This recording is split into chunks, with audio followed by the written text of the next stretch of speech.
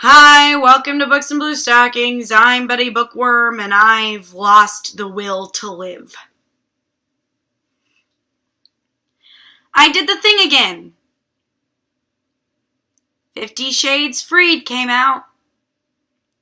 So I sat in a dark theater, away from everybody else, so that I could write notes by the light of my cell phone. Don't worry, my cell phone light wasn't bothering any of the horny moviegoers. And guys, I gotta say, just putting it out there, this new one, not as good as the other two. I mean, the third book wasn't the best in the series by any stretch of the imagination. But I thought, the movies haven't been, horrible? I mean, they weren't good. They were a passable C-. This one, they haven't made a letter yet. A letter grade yet for how bad this film. It was an H. That's how bad it was. Here we go, folks. 51 thoughts I had while watching 50 Shades Freed. Thought number 1. The opening music sounds like the opening music from Shrek. You know that music that plays before All-Star? Like when Shrek's reading the fairy tale book? That's what it sounds like. Come on, Danny Elfman. I expected better from you. The opening shot is just a wedding dress, like slowly zooming over the lines and fabric of a wedding dress. What is with this franchise's emphasis on clothes? I feel there's a metaphor here that's not really landing. Number 3. Jamie Dornan and Dakota Johnson stopped caring within the first 50 milliseconds of this movie. Christian says, "I don't want to share you with the riffraff." Well, Richard O'Brien doesn't want Anastasia Steele anyway, so... Sex! Within the first 3 minutes, and the shot was literally only 3 seconds. The first 10 minutes of this film is just their extravagant honeymoon. We get it. You're rich. Anna wants to go topless on a nude beach, but Christian, being an asshole's asshole, won't let her. Christian is mad that Anna went topless.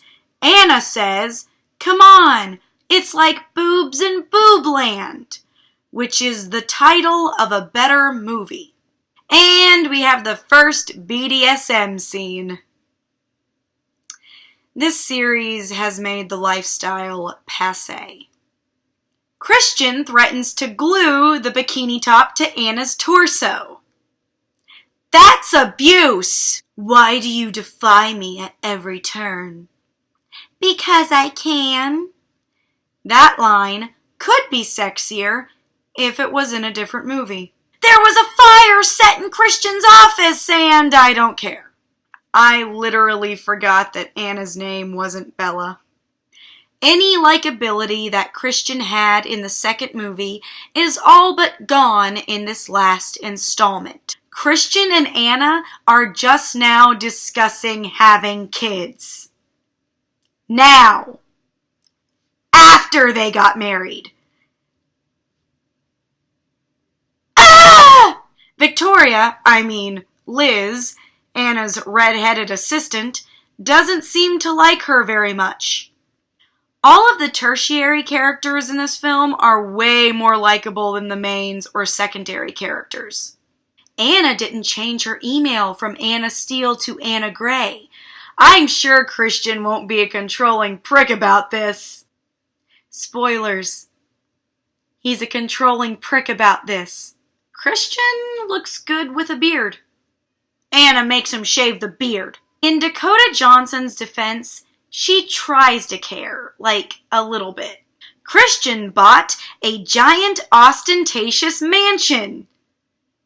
We get it! He's rich! So the architect who is working on the house wants to bang Christian, and Anna puts her in her place, and apparently she probably banged Christian's brother, and this subplot goes nowhere. It's like really obvious that some of Jamie Dornan's lines were 80-yard. Anna and Christian are being followed, and Anna gets all fast and the furious on us. As the daughter of an insurance agent, this scene gave me really bad anxiety. After that incredibly reckless driving, Anna and Christian have car sex, and again, this would be hot if it was a different movie. Anna cuts Christian's hair, and it is not sexy. Christian has a gun in his drawer. It's still the first act.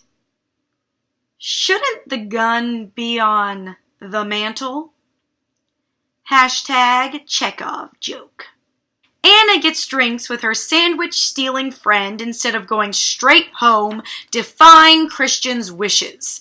I'm sure this won't have any abusive repercussions. The music has turned ominous. I'm sure no one, especially Jack the bad guy from the last movie, is lurking in the shadows. Jack the bad guy is lurking in the shadows. Anna's bodyguards take Jack down, but they don't have handcuffs to restrain him, which sets Anna up to make the obvious joke, "We have something." What kind of bodyguards don't have handcuffs? Shouldn't they all kind of have handcuffs? I'm not saying that all bodyguards need handcuffs, but it's implied throughout the film that someone is stalking them. Like, I just feel like some sort of restraint would be on a bodyguard's person. Christian is very angry that Anna got drinks with Kate. I'm sure this won't cultivate into a highly problematic sex scene. It cultivates into a highly problematic sex scene. In short, Christian stimulates her without bringing her release as a punishment. She gets upset and she safe words. The filmmakers know that this scene is really screwed up, so they sweep it under the rug with some bullshit exposition about Jack the bad guy. And Christian doesn't really apologize. Not like a real apology. Christian says, "I had a dream that you were dead, and I couldn't wake you." Yeah, that's how death works. And the next 10 minutes is just pointless expository fluff in a mountain mansion. Oh, did I mention that Christian has a mountain mansion? We get it! He's rich! Christian's brother proposes to Anna's sandwich-stealing best friend, and I don't give a shit. Butt plugs. Yeah. Anna is throwing up. Gee, I wonder why Anna is randomly throwing up. Could she be pregnant? And Christian does not take it well. But it's not like he overreacts or anything. He overreacts and gets drunk with his former mistress. I wish I was watching The Secretary. At least E. Edward Grey gives his submissives hot chocolate. Drunk Christian is not as charming as drunk Anna. Anna and Christian are fighting, and I don't care. If the baby plot twist seems hackneyed and convoluted, keep in mind, this story is based on Twilight. Jack the bad guy kidnaps Christian's sister to extort money from the Greys because real reason doesn't exist, nor does it matter in this movie's universe. Anna gets the money Jack wants from their joint bank account, and Christian, thinks she's leaving him. Or does he? Seriously, does he? 'Cause I literally don't care. I wonder if I could slip out and sneak into Black Panther. No, I want to buy a ticket for that. Anna uses the Chekhovian gun to shoot Jack the bad guy in the leg during the drop-off while screaming, "Enough!" I like to think she is really saying she's had enough of this damned franchise. Anna and Christian are living in the mansion, engaging in kinky yet somehow passé sex. They have 2 kids, or they have a kid and she's pregnant with another one. And the last bit of the movie is just recycled scenes from the franchise because even the editors wanted this bullshit to be over. Final thoughts on this schlock? Well, it's pretty. It's a pretty movie. I enjoyed the cinematography, I guess. This movie had more endings, like more fake out endings, than Lord of the Rings. I shit you not. I was kind of thinking to myself on the ride home, like, if you could just watch, like, the first 10 minutes on mute, you could trick yourself into thinking that you're watching, like, a remake of a cute Audrey Hepburn movie. This is by far the worst in the whole series. The book was the worst in the whole series, too. The book series was very problematic. But I was impressed isn't the right word. I was, like, maybe relieved is a better word, that the first and second movie, they tried to make it, you know, less abusey and creepy. They tried. They really did. At the risk of honestly being a bit bland. But, you know, better to be bland than abusive, in my personal opinion. But it's just, like, the filmmakers, they really tried to make the characters likable and the storyline palatable. They tried really hard to make the sex scenes sexy. The third one, they literally had just shit. Just pure shit to work with. He literally doesn't change. Anna is the one that, like, you know, becomes submissive and goes into the playroom and, "I'm awaiting your pleasure, sir." That's a text. That's a line in the movie. It's shitty.